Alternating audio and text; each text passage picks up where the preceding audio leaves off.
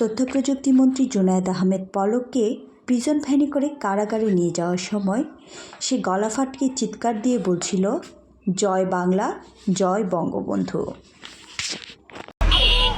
জয় বাংলা, জয় বঙ্গবন্ধু।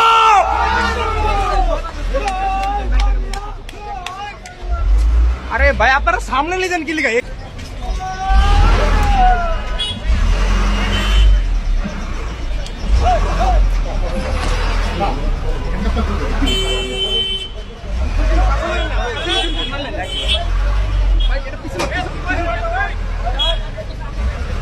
সাংবাদিকরা জুনায়েদ আহমেদ পলককে প্রশ্ন করেন, জুনায়েদ ভাই ভালো আছেন নাকি বোবা হয়ে গেছেন?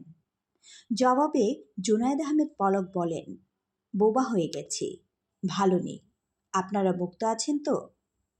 তিনি আরও বলেন, বঙ্গবন্ধু শিখিয়ে গিয়েছেন লড়াই করে বাঁচতে, তাই লড়াই করছি।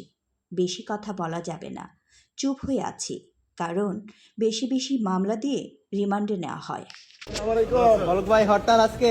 পলক ভাই আজকে তো হরতাল। আপনারা করেন, সমস্যা নাই। লড়াই করেই বাঁচতে হবে, বঙ্গবন্ধু শিখিয়ে গেছে।